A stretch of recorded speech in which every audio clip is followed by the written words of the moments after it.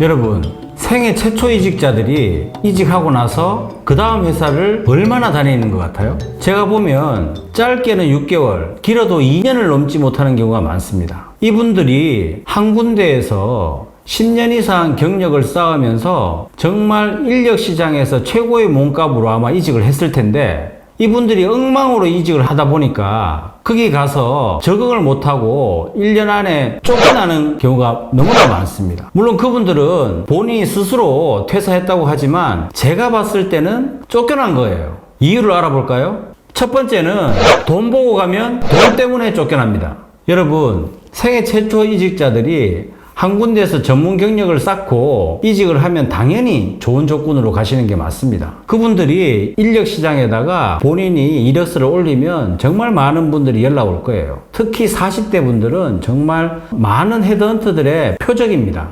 그러니까 이분들은 당장에 내가 지금 받고 있는 연봉보다 훨씬 더 많이 받고자 하는 거예요. 당연히 많이 받으셔야죠. 그런데 연봉보다 더 중요한 게 있습니다. 이직을 하시면서 연봉만 보고 가시면은 그 회사에 가서 여러분들이 그 연봉 몇 배만큼 성과를 내셔야 되는 거예요. 그런데 이직하고 나서 어느 누구도 그만큼의 성과를 내지 못합니다. 그리고 무엇보다 대기업에서 대기업을 가는 경우에는 그나마 좀 나아요. 하지만 대기업에서 중견기업, 중견기업에서 중소기업으로 이직하시는 경우에는 대부분이 실패합니다. 왜냐하면 그 연봉으로 인해서 그 기업이 가지고 있는 그 후보자에 대한 기대감이 있는데 그 기대감을 절대 채워주지 못하는 거예요. 예를 들어서 영업사원이다. 영업사원이 전문 경력을 쌓아서 이직을 했는데 모든 게 틀리잖아요. 대기업에 있을 때와 중견기업과 중소기업에 있을 때 제품도 틀리고 거래처도 틀리고 모든 게 다 틀리거든요. 근데 자기는 스스로 생각할 때는 이직하면은 내가 대기업에서 성과를 낸 만큼 성과를 낼 거야. 이렇게 확신을 하는 거예요. 그러나 대부분 다가 실패합니다.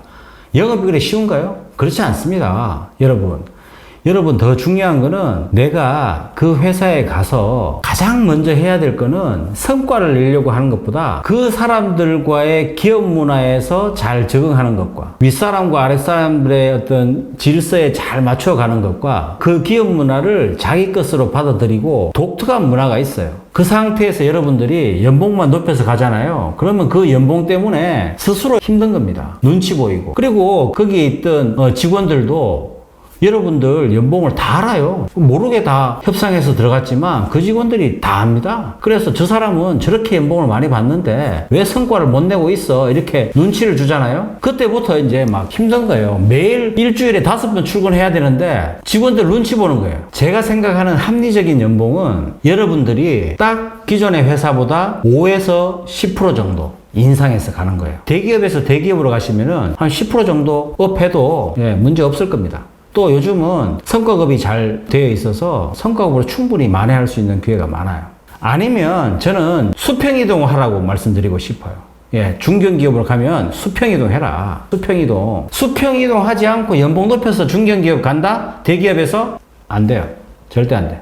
그냥 대기업에 남아 계시는 게 나아요. 대기업에서 중견기업으로 간다. 그냥 수평이동 하겠다 이 마음에 들면 이직하세요. 왜냐하면 거기에서 그 정도의 연봉을 주는 거는 엄청난 부담입니다. 그러면은 그 조직의 부담이 결국은 여러분들의 부담이 되시는 거예요. 그래서 6개월 동안 엄청 열심히 하죠. 근데 성과가 안 나요. 그 회의 때마다 누구를 원망합니까? 누구 원망할 거예요? 그 본인 스스로가 이렇게 족쇄가 되는 겁니다. 수평이동 또는 5%. 그게 가장 합리적인 선이에요. 그리고 1년 동안은 뭐 하셔야 되냐면은 여러분들이 거기에 가서 사람들과 관계를 잘 만들어내시고 또 임원들과의 어떤 그 명령계통과 지휘계통을 또 부서별로 잘 체크하셔서 내가 어느 정도 포지션에 있는지를 정확히 파악하시는 게 중요한 겁니다. 이걸 통해서 여러분들이 성과를 조금씩 이렇게 만들어가는 게 중요한 거지 연봉 높여서 가서 6개월 만에 1년 만에 성과 내겠다? 전부 다 실패합니다. 이 사람들이 결국은 그게 힘이 들기 때문에 여기는 나하고 안 맞구나. 또 이직을 해야 되겠구나. 이렇게 생각하는 거예요. 여러분 돈 때문에 이직하면 돈 때문에 쫓겨납니다.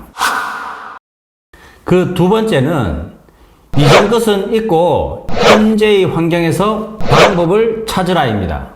대기업에서 누렸던 시스템 이런 것들에 대해서 너무 연연해 합니다. 그러나 이직하시면은 예전에 나의 모습, 어떤 케이스, 여러 가지 시스템 다 잊어버려야 됩니다. 한 대기업의 엔지니어 출신 이분이 이직을 했는데 1년도 안 돼서 다른 또 이직을 좀 알아봐 달라고 하는 거예요. 그 왜 그러냐 이렇게 물어봤더니 사람, 자금, 시스템 모든 게 다 엉망이라는 겁니다. 당연하죠. 당연히 엉망입니다. 엉망이라는 표현보다 대기업보다는 당연히 부족한 게 맞는 거예요, 여러분. 그 상태에서 여러분들을, 고스펙의 여러분들을 모셔온 겁니다. 높은 연봉 드리고. 그런데 거기에 가서 여러분들이 오류를 범하는 가장 큰 이유는 뭐냐면 그 기업에서의 어떤 전체적인 환경에 대해서 보폭을 못 맞추시는 거예요. 그 회사도 당장에 여러분이 오셔서 막 크게 변화를 얻고자 하는 게 절대 아닙니다. 여러분들이 그 기업에 가시면은 전체적으로 여러분이 그때 대기업에서 했던 그런 전반적인 선진 기법과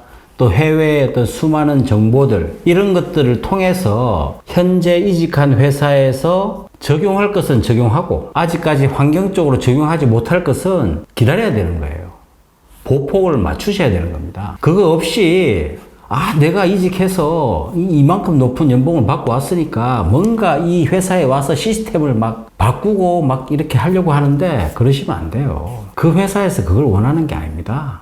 여러분들은 가셔서 제일 먼저 해야 되는 것은 현재 회사에서의 할 수 있는 것들을 정확하게 분별해서 차근차근 해 나가야 되는 거예요. 근데 이분도 마찬가지로 그러지 않고 늘 그냥 불평인 겁니다. 제대로 갖춰지지 않았어. 그래, 팀장 회의 가서 늘 하는 얘기가 예전 회사의 얘기를 하는 거예요. 예전 회사에서는 이랬다, 저랬다. 그러면은 나머지 팀장들이 맞아. 저분 말이 맞아. 우리가 부족해. 이렇게 얘기하겠어요? 아니라니까요. 저놈 자식, 저놈 데려와서 뭔가 좀 이렇게, 우리도 좀 회사의 전반적인 것들을 좀 이렇게, 선진 시스템을 좀 장기적으로 이렇게 바꾸고자 하는데 금방 뭘 하려고 하느냐고 이렇게 뒤에서 쑥덕거려요. 여러분, 절대적으로 현재의 회사의 환경에서 잘 적응해 나가셔야 됩니다. 엔지니어시라면 엔지니어 맞게 거기에서 갖춰져 있는 인력을 가지고 최대한의 퍼포먼스를 내셔야 돼요.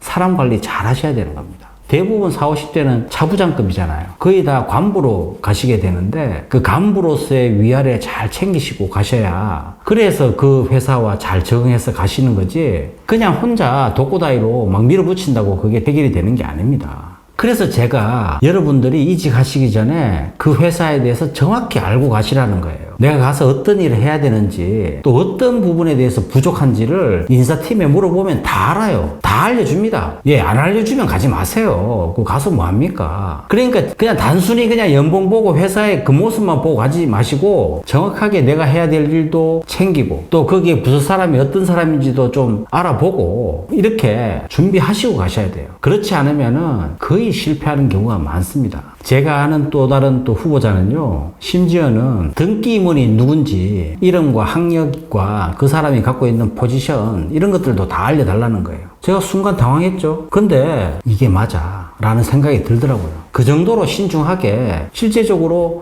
본인과 같은 대학에 선배님이 계시다면 비빌 언덕이 생기잖아요. 훨씬 더 낫죠. 그러니까 그런 부분들에 대해서까지 이분은 다 챙기는 건데 여러분 그만큼 이직할 때 그 이직하려는 회사에 대한 정보가 굉장히 중요한 겁니다. 무턱대고 이직하잖아요? 그러면 1년 안에 집에 가게 되는 거예요. 마지막으로 또 중요한 거는요, 누구 따라가지 마세요, 제발. 내가 현재 회사의 팀장님 따라가고 또 뭐 임원이 가작해서 가잖아요? 100% 망해요. 지금 제가 상담한 사람들 중에서 거의 다가 누구 따라갔더니 망했더라. 이게 결론입니다. 왠 줄 아세요? 그분하고 여러분은 틀린 거예요. 물론 그 전 회사에서는 팀장, 팀원, 임원과 뭐 부하 직원 이랬겠지만 또 다른 문화에 가서는 완전히 판세가 틀립니다. 이분이 얼마나 거기에서 잘 적응하고 잘 퍼포먼스를 만들어 갈지에 여러분의 운명도 달린 거예요. 근데 따라가실 거예요? 따로 생각해야 되는 거예요. 그 기업을 가려면은 내 스스로가 그 기업에 대한 정확한 분석이 있고 그 상태에서 이분이 가서 얼마나 또 잘 해내실 수 있는지도 체크하지도 안 하고 가자 하면 알았어요. 무조건 따라가요? 100% 망해요. 100%. 여러분, 이직은 그만큼 어렵고 고민하고 신중해야 성공할 수 있습니다. 세 번째는 이력서 쓰실 때 좁고 깊게 쓰라입니다. 여러분, 요즘 서류 통과하기 진짜 힘들어요. 제가 아는 기업은 같은 포지션에 2년째 똑같은 포지션 뽑고 있어요, 지금. 기업 입장에서 후보자들의 적합도가 90% 이상이 안 되면 안 뽑습니다, 아예 안 뽑아요. 그 사람이 나타날 때까지 기다립니다. 70~80% 안 뽑습니다. 그 서류 전형은 그야말로 서류를 통해서 검증을 받는 거예요. 그러니까 이력서 쓰시는 게 얼마나 중요하겠습니까? 그 사람도 보지도 않고 서류로 평가하는데. 그래서 저는 이력서 쓰실 때 좁고 깊게 쓰시면 승부를 걸 수 있다. 만약에 중견기업 이상 가시면은 굉장히 많은 포지션들이 있어요. 뭐 인사든 재무든 뭐 개발이든 많은 포지션 중에 한 분야의 전문가를 뽑으려고 하지 두루두루 잘하는 사람을 뽑으려고 하지 않습니다. 근데 어떤 분들은 이력서에 다양한 경험을 했습니다, 이렇게 써요. 그분들도 뭐 다양한 경험하면 기업들이 좋아하겠지 라고 썼겠지만 최고 마이너스 이력서입니다. 뭐 이직을 하든 안 하든 그냥 통상적으로 여러분들이 이력서 업데이트 하는 걸 하셔야 돼요.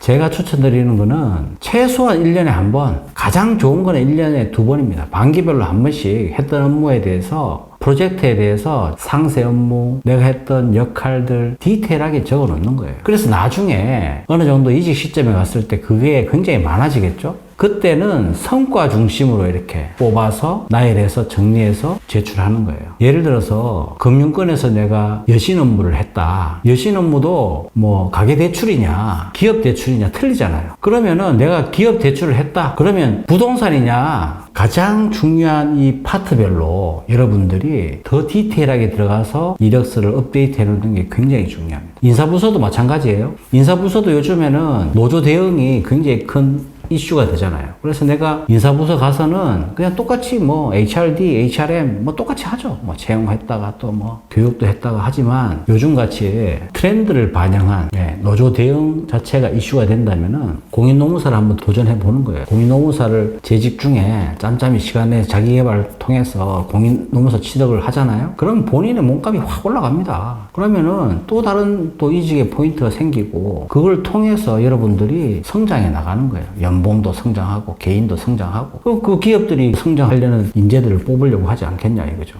이처럼 여러분들이 어떤 파트에서 요즘 자기 개발하지 않으면 절대 앞으로 나가지 못하는 거예요. 마지막으로 여러분, 더 중요한 거는 특히 50대 경력 공백이 있으시면 안 돼요. 경력 공백과 내가 지금 재직 상태냐 구직 상태냐 천지 차이입니다. 재직 상태는 그나마 이렇게 긍정적으로 봐요. 근데 구직 상태고 지금 공백인 상태는 기업들이 딱 이 사람 전체적인 경력은 마음에 드는데 어떤 데다가 손을 대는 줄 아세요? 연봉을 확 쳐버립니다. 경력 공백 없이 가셔야 돼요. 만약에 대기업 같은 경우는 한 최소 3개월 정도는 봐줘요. 3개월 정도. 3개월 지난 사람은 절대 뽑지 않습니다. 이 사람 취업을 못하는구나 이렇게 생각하는 거예요. 중견기업 정도는 한 6개월 정도는 봐줘요. 그러니까 계속 한 군데에서 이렇게 오랫동안 계셨다가 한번 이직했다가 또 사실 뭐 한 15년 동안 근무하면 좀 쉬는 시기도 필요하잖아요. 그래서 그 기간이 한 3개월에서 6개월 정도. 이 기간은 안식년, 이렇게 안식월로 이렇게 생각할 수 있어요. 그렇기 때문에 그걸 넘어서면은 절대 안 된다. 그래서 내가 어찌됐든 간에 새롭게 이직을 해서 서류 통과하시려면 경력 공백은 대기업은 3개월, 중소기업은 6개월 넘으시면 안 돼요. 지금 21년도 경력자가 막 이력서 내거든요. 아예 그들도 보지도 않습니다. 여러분 아시겠죠? 경력 공백이 없으셔야 합니다.